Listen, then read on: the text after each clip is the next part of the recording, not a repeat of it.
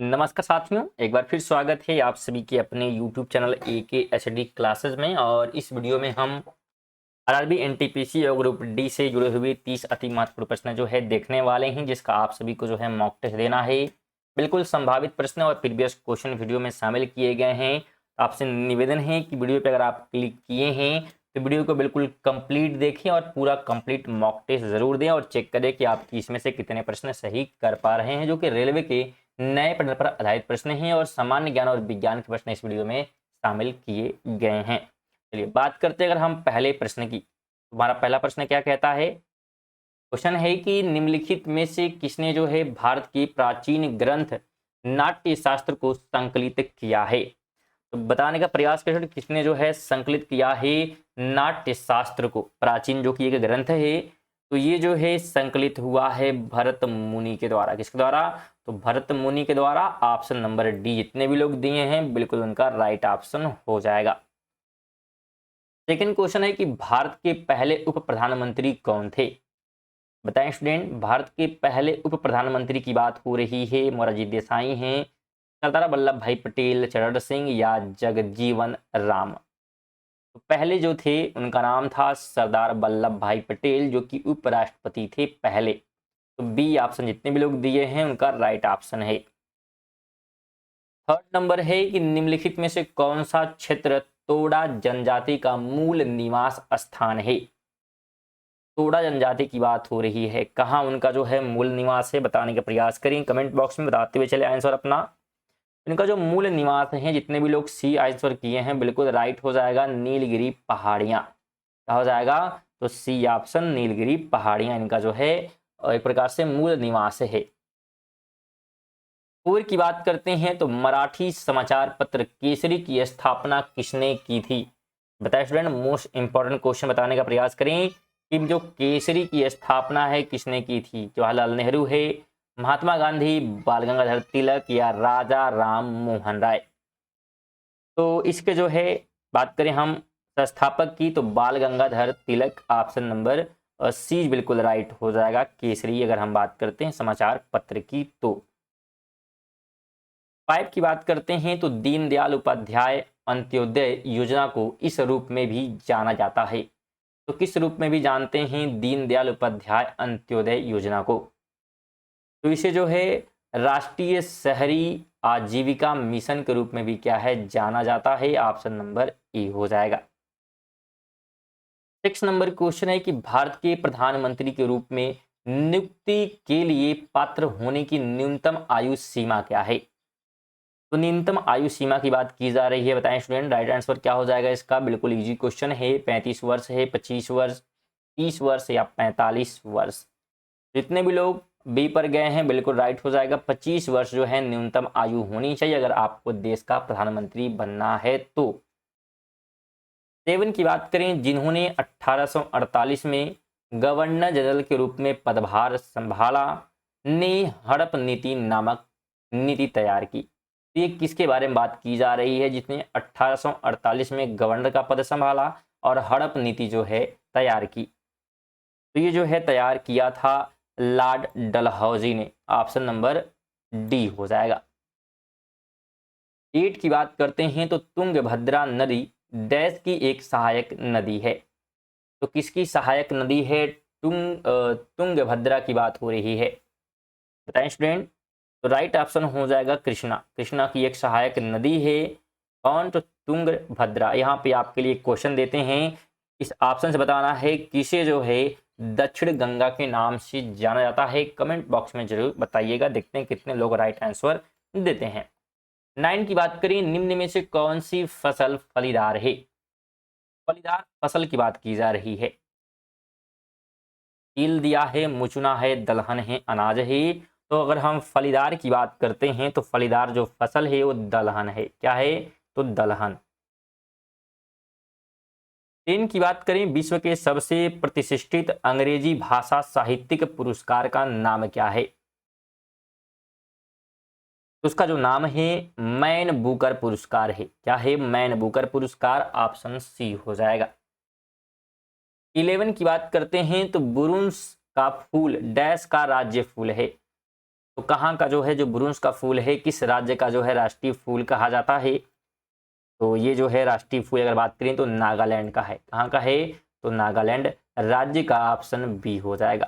Student अगर आप daily जो है इस वीडियो का नोटिफिकेशन पाना चाहते हैं जो कि डेली जो है रात 8 बजे आती है, तो चैनल को जरूर सब्सक्राइब कर लें जो कि बिल्कुल फ्री होता है। और अगर आप करंट अफेयर भी पढ़ना चाहते हो तो उसे भी आप इसी चैनल पर पढ़ सकते हैं। डेली सुबह 6 बजे करंट अफेयर की वीडियो आती है जिसमें MCQ करंट अफेयर जो है कवर कराए जाते हैं जो कि आपके परीक्षा के लिए महत्वपूर्ण होते हैं। 12 की बात करते हैं तो भौतिक भूगोल की कौन सी शाखा स्थलाकृतियों उनकी उत्पत्ति एवं संबंधित क्रियाओं के अध्ययन के लिए समर्पित है? तो ये जो है किसकी बात कर रहा है? तो यह जो है बात कर रहा है भू आकृतिक विज्ञान की, ठीक है, यानी जियोमॉर्फोलॉजी की बात ये कर रहा है जिसमें हम अध्ययन करते हैं स्थलाकृति और उनकी उत्पत्ति और संबंधित प्रतिक्रियाओं की। 13 की बात करें तो भारतीय संविधान में शामिल स्वतंत्रता, समानता एवं बंधुता का सिद्धांत तो किस देश के संविधान से लिया गया है? ध्यान रखें जितने भी लोग डी पर गए हैं उनका राइट हो जाएगा कि फ्रांस से जो है ये सभी लिए गए हैं, फ्रांस के संविधान से। क्या क्या चीजें? तो स्वतंत्रता ही, समानता है और बंधुता का सिद्धांत। 14 की बात करें तो प्रांतीय स्वायत्तता को भारत सरकार अधिनियम डैश के तहत वर्णित किया गया है? तो किसके तहत जो है वर्णित किया गया है प्रांतीय स्वायत्तता यानी कि प्रोविंशनल ऑटोनॉमी, ठीक है। तो ये जो है 1935 के तहत, किसके तहत? 1935 के तहत, ऑप्शन बी हो जाएगा। 15 की बात करते हैं तो सकल राष्ट्रीय उत्पादन यानी कि ग्रॉस नेशनल प्रोडक्ट से अवमूल्यन घटाने पर प्राप्त राशि को क्या कहते हैं? डिप्रेसिएशन यानी अवमूल्यन, ठीक है। तो अगर घटाने की बात करें तो घटाने को उसे कहते हैं शुद्ध राष्ट्रीय आय। क्या कहते हैं? शुद्ध राष्ट्रीय आय, ऑप्शन बी हो जाएगा। 16 की बात करें तो इनमें से कौन सम्राट अकबर के शासन में राजस्व मंत्री थे? बताने का प्रयास करें स्टूडेंट कमेंट बॉक्स में कि इनमें से कौन जो है सम्राट अकबर की शासन में राजस्व मंत्री थे? वजीर खान, नूरजहां, टुडलमल या अब्दुल फजल? तो राइट ऑप्शन हो जाएगा टुडलमल। क्या हो जाएगा? टुडलमल, ऑप्शन नंबर सी। 17 की बात करते हैं इनमें से कौन सा भारतीय संविधान के अनुसार मौलिक अधिकार नहीं है? तो सभी को बिल्कुल पढ़ना पड़ेगा तभी क्या है हम आंसर इसका दे सकते हैं। बिल्कुल राइट हम बताते हैं यहाँ पे क्या है, आप सभी PDF प्राप्त करके इसे पढ़ लीजिएगा। जहाँ से PDF की बात करें तो आपको हमारे टेलीग्राम चैनल से इसका PDF मिल जाएगा। इसका लिंक हमने डिस्क्रिप्शन में दे दिया, तो वहाँ से आप जाकर जो है टेलीग्राम को ज्वाइन करें और पूरा बिल्कुल PDF आप प्राप्त कर लेंगे। तो यहाँ पे जो है समान न्याय एवं निःशुल्क जो है विधिक सहायता का अधिकार, ये जो है मौलिक अधिकार नहीं है। आपको पता होगा कि 6 जो है मौलिक अधिकार हमारे संविधान में दिए गए हैं, इसमें ये शामिल नहीं है कि समान न्याय और निःशुल्क विधिक सहायता का अधिकार। 18 की बात करें तो 2011 की भारतीय जनगणना के अनुसार किलर का लिंग अनुपात प्रति 1000 पुरुषों पर महिलाओं की संख्या की बात कर रहा है, कितना है? तो 1000 पुरुष पर महिलाओं की संख्या कितनी है? 2011 की जनगणना के अनुसार केरल की बात ये कर रहा है। तो राइट की बात करते हैं तो महिलाओं की जो संख्या है 1084 है। कितनी है? 1084, ऑप्शन बी हो जाएगा। अगला क्वेश्चन है इनमें से किस अंतरराष्ट्रीय संगठन का मुख्यालय वाशिंगटन DC में है? IMF, ECB या OECD या ILO? तो किसका मुख्यालय जो है वाशिंगटन DC में है? तो राइट की बात करेंगे तो अंतरराष्ट्रीय जो है मुद्रा कोष यानी कि IMF, ठीक है, इंटरनेशनल यहाँ पे जो है मॉनेटरी जो है फंड की बात हो रही है, ठीक है। तो यहाँ पे ध्यान रखना है।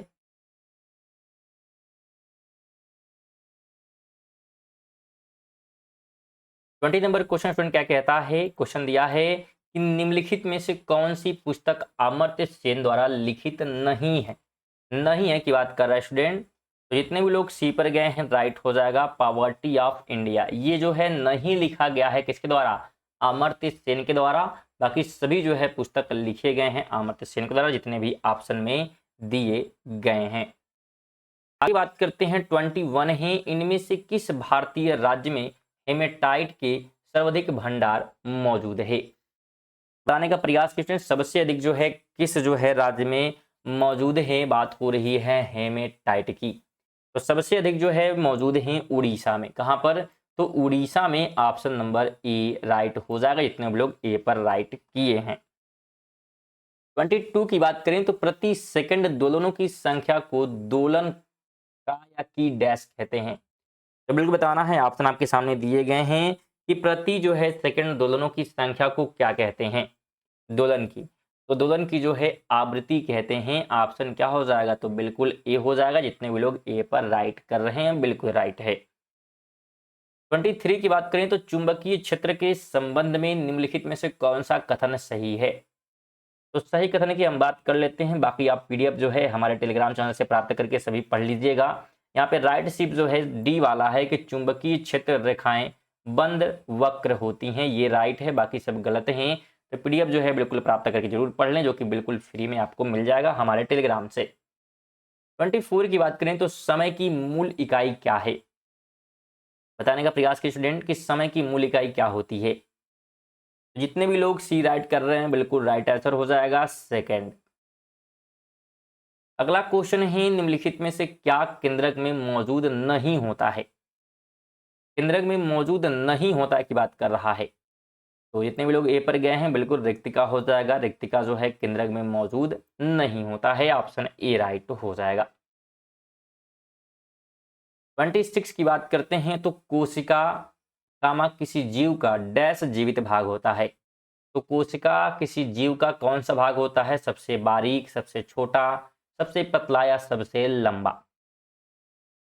तो जितने भी लोग ए पे यहाँ पे राइट कर रहे हैं, सॉरी बी ऑप्शन यहाँ पे राइट जितने लोग दे रहे हैं उनका क्या है? राइट हो जाएगा। सबसे छोटा जो है जीवित भाग होता है कोशिका किसी भी जीवित जंतु का, किसी भी जीवित प्राणी का।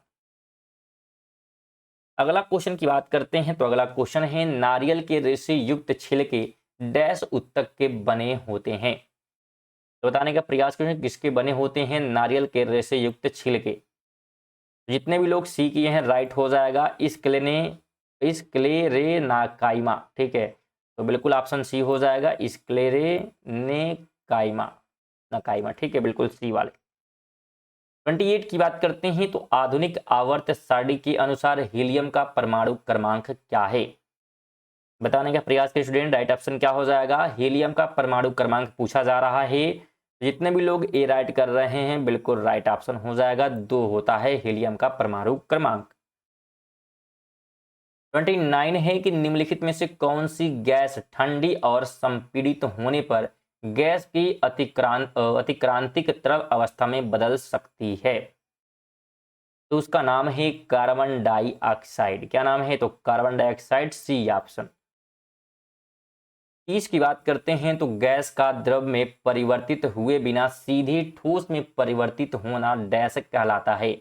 तो क्या कहते हैं बताने का प्रयास करें। अगर कोई गैस है सीधे जो है परिवर्तित हो रहा है बिना जो है ठोस में गैस परिवर्तित होता है, ठीक है, यानी द्रव में गैस सीधे ठोस बन जा रहा है कोई गैस, तो उसे क्या कहेंगे? तो उसे कहते हैं निक्षेपण। क्या कहते हैं? निक्षेपण। तो जितने भी लोग क्या है सी कर रहे हैं बिल्कुल राइट ऑप्शन हो जाएगा। तो थे हमारे 30 अति महत्वपूर्ण प्रश्न जिसका आप सभी ने मॉक टेस्ट दिया। तो आप इसमें से कितने प्रश्न सही कर पाए हैं कमेंट बॉक्स में जरूर बताइएगा। साथ ही वीडियो को लाइक और चैनल को सब्सक्राइब करके ही जाएं, और वीडियो आपको कैसी लगी है कमेंट बॉक्स में जरूर बताएं, और वीडियो को बिल्कुल सब्सक्राइब करें, अपने दोस्तों के साथ भी शेयर करें। चलिए मिलते हैं अगली वीडियो में, तब तक के लिए जय हिंद, वंदे मातरम।